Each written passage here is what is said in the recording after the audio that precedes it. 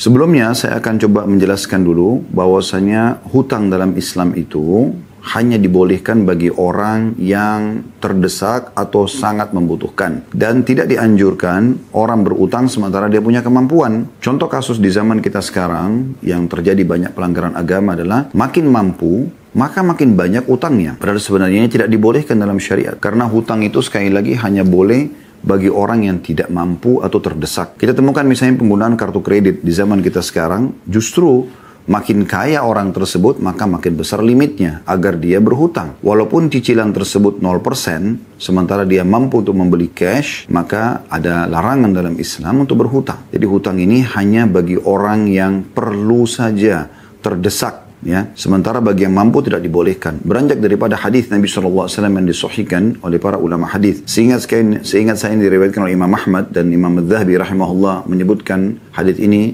dalam buku beliau, dosa-dosa besar. Matlul ghani, kata Nabi SAW, matlul ghani zulm. Menunda pembayaran bagi orang yang kaya adalah kezaliman atau dosa besar. Ya, makanya Imam Adz-Dzahabi rahimahullah masukkan kategori dosa besar orang mampu yang menunda pembayaran utang. Di sini masuk dalamnya adalah dia utang sementara dia mampu. Untuk apa dia utang? Sementara konsekuensi daripada utang tersebut sangat berat.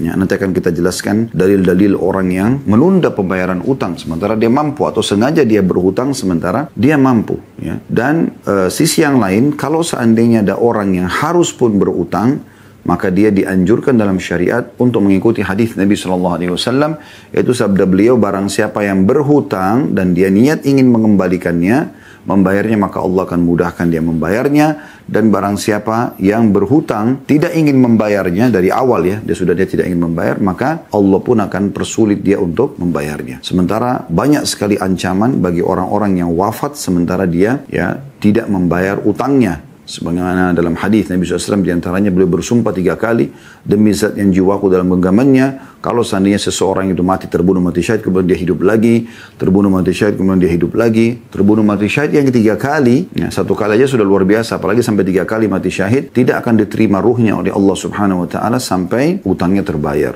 Atau kama qala Nabi SAW. Oleh karena itu, kita harus hati-hati sekali berhubungan dengan masalah utang ini. Atau kita harus hutang. Kalau seandainya seseorang itu sudah terlanjur berhutang, ya, misalnya di saat Anda ikut ta'lim ini, Anda baru tahu, oh ternyata orang kaya nggak boleh utangnya misalnya. Ya kan? Karena itu masuk dalam kezaliman, dia menunda pembayaran sementara dia punya uangnya. Dia hanya mau menggunakan seperti fasilitas saja, padahal sebenarnya dia tidak boleh berutang di saat itu, ya. Maka sekarang dia mau mengubah, sudah terlanjur utang. Maka Anda selesaikan, Anda lunasi semua itu. Dan mulai sekarang Anda mulia cash and carry. Bayar cash, Anda bawa barangnya. Selesai. Sehingga Anda tidak ada beban. 2-3 langkah setelah Anda beli produk tersebut dan kemudian Anda meninggal dunia, Anda tidak ada beban hukum. Anda tidak ada beban hukum, ya.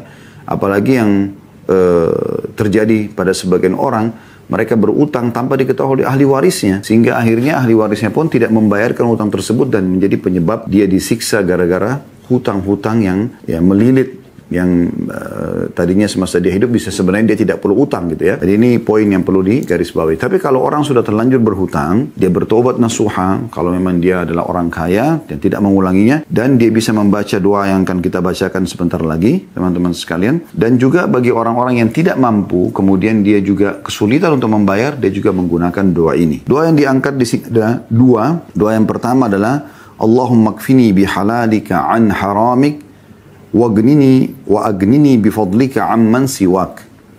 Ya Allah, cukupkanlah aku dengan rezekimu yang halal dari yang haram, dan cukupkanlah aku dengan karuniamu agar aku tidak membutuhkan lagi selainmu atau membutuhkan dari selainmu.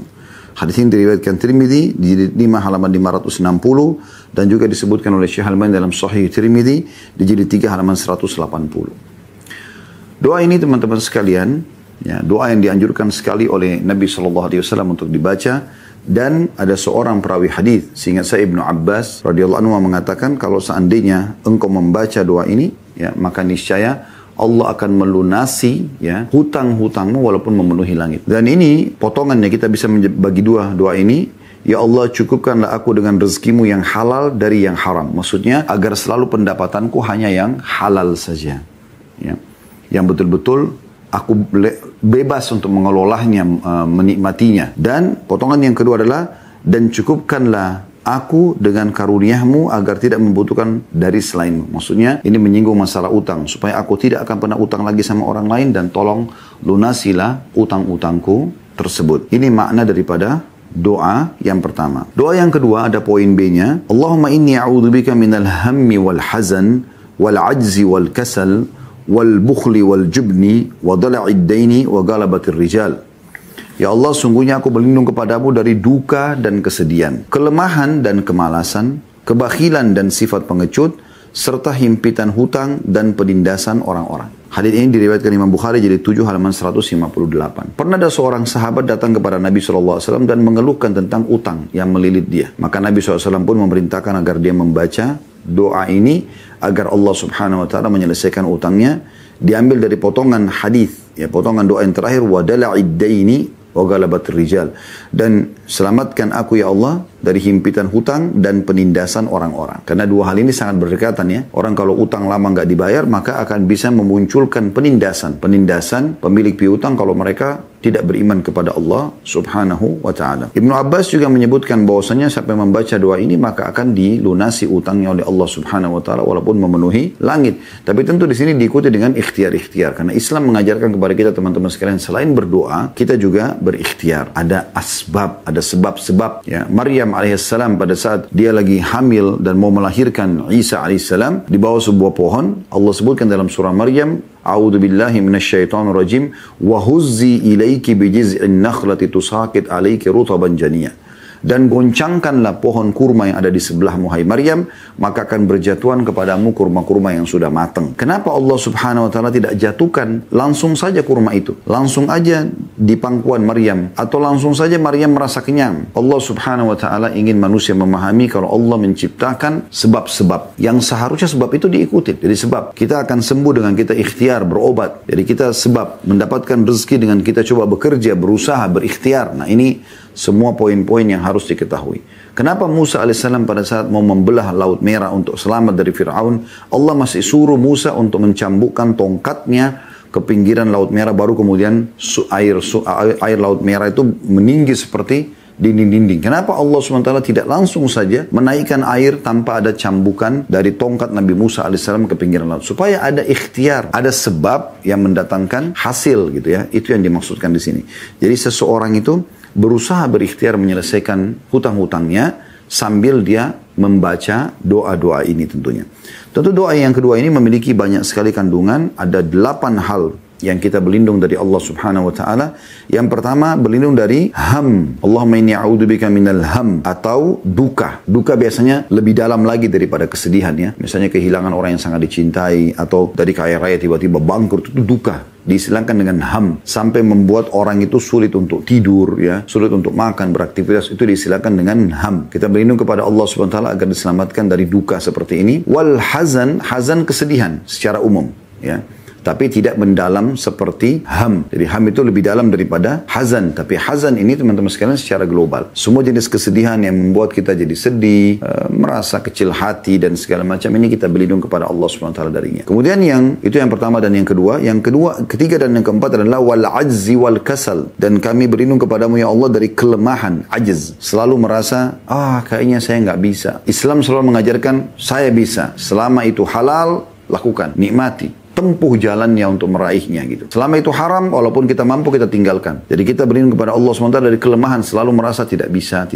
Dan juga al-kasal, ini satu pasang ya. Jadi orang kalau sudah ajiz, lemah, maka pasti akan malas. Tapi kalau orang semangat, giat, maka pasti akan rajin, gitu kan? Maka di sini ajzi wal kasal, kita berlindung kepada Allah dari kelemahan dan kemalasan, karena memang ini satu kesatuan, bersaudara gitu ya. Kemudian yang kelima dan yang keenam, wal bukhli wal jubni, dan kami berlindung kepadamu ya Allah dari kebakhilan, pelit. Ini juga Imam Adz-Dzahabi rahimahullah, juga Syekh Muhammad At-Tamimi rahimahullah, dan juga beberapa penulis buku tentang dosa-dosa besar masukkan kategori bakhil adalah dosa besar.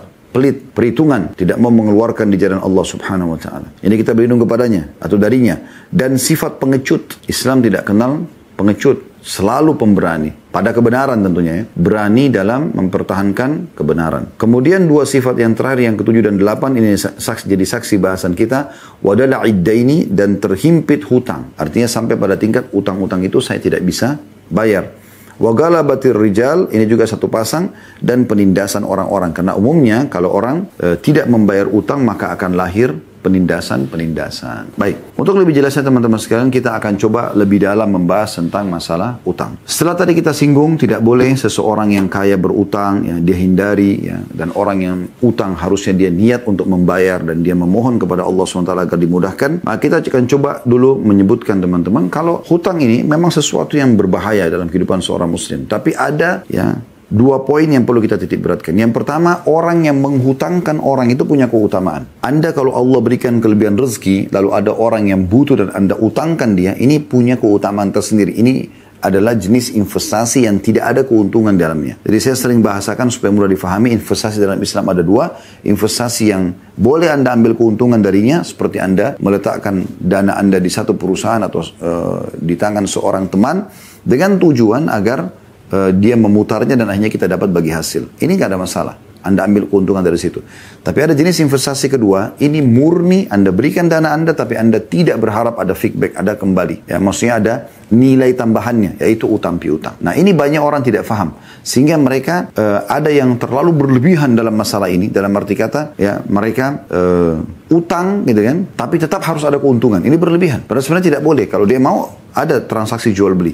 Ini utang piutang tidak boleh. Anda tidak bisa memberikan utang tanpa bunga, tanpa keuntungan, jangan Anda buka pintu itu dalam Islam. Seperti itu. Atau ada orang juga terlalu berlebih-lebihan, maksudnya terlalu kurang sekali, mereka utang dan tidak mau membayarnya. Nah, ini juga kekeliruan teman-teman. Baik, kita akan coba masuk dulu. Apa sih keutamanya kalau seseorang itu mengutangkan orang lain? Ini punya keutamaan tersendiri dalam Islam, ya. Kita dengarkan hadis Abu Hurairah radhiyallahu anhu dalam hadis yang sahih diriwayatkan Imam Muslim nomor 2699. Kata Nabi SAW, "Man naffasa an mu'minin kurbatan min kurabid dunya, naffasallahu anhu kurbatan min kurabi yaumil qiyamah." Artinya, barang siapa yang meringankan sebuah kesusahan, kesedihan, permasalahan yang sedang dihadapi oleh seorang mukmin di dunia, maka Allah akan meringankan kesusahannya pada hari kiamat. Artinya apapun yang membahayakan di hari kiamat yang bisa membuat dia sedih, maka Allah akan hilangkan karena dia membantu seorang muslim di dunia. Kemudian dikatakan, وَمَنْ يَسَّرَ عَلَى مُعْسِرٍ يَسَّرَ اللَّهُ عَلَيْهِ فِي الدُّنْيَا وَالْآخِرَةِ. Dan barang siapa yang memudahkan urusan seseorang yang dalam kesulitan. Jadi ada orang yang butuh sesuatu dari dia mudahkan urusannya. Maka Allah pun akan memberinya kemudahan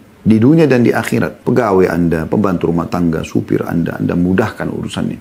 Ya. Anda ada orang yang datang ke kantor Anda kantor pelayanan masyarakat misalnya, Anda mudahkan, maka ini masuk dalamnya. Kemudian selanjutnya kata Nabi SAW, وَمَنْ سَتَرَ مُسْلِمًا سَتَرَهُ اللَّهُ فِي الدُّنْيَا وَالْآخِرَةِ. Dan barang siapa yang menutupi aib atau kekurangan seseorang di dunia, maka Allah akan menutupi aibnya di dunia dan di akhirat. Siapa yang menutupi kekurangan seorang muslim, aibnya di dunia, maka Allah akan tutupi juga aibnya di dunia dan di akhirat.